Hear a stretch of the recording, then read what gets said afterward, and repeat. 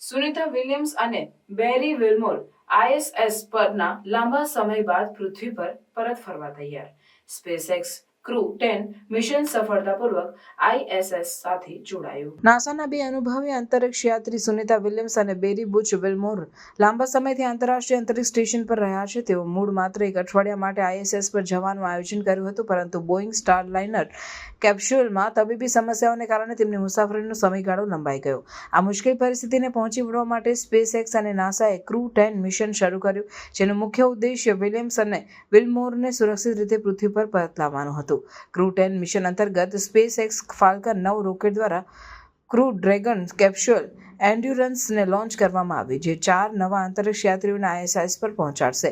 Crew 10 અંતરિક્ષ યાત્રીઓના આગમન સાથે વિલિયમ્સ અને વિલ્મોર હવે તેમના લાંબા અંતરિક્ષ પ્રવાસને પૂર્ણ કરીને પૃથ્વી પર પરત ફરવા માટે તૈયાર છે. તેઓ ક્રૂ 9ના અન્ય સભ્યો સાથે મળીને આગામી બુધવારે પૃથ્વી પર પરત ફરશે. આ પરતફેર અંતરિક્ષ યાત્રીઓ માટે અને તેમના પરિવારજનો માટે આનંદ અને રાહતનો સમય છે.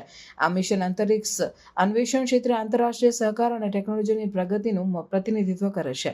સ્પેસએક્સ અને નાસા વચ્ચેના સહયોગથી અંતરિક્ષ યાત્રીઓની સુરક્ષા અને સુવિધા સુનિશ્ચિત કરવામાં આવે છે, જે ભવિષ્યના અંતરિક્ષ મિશન માટે માર્ગદર્શક બની શકે છે.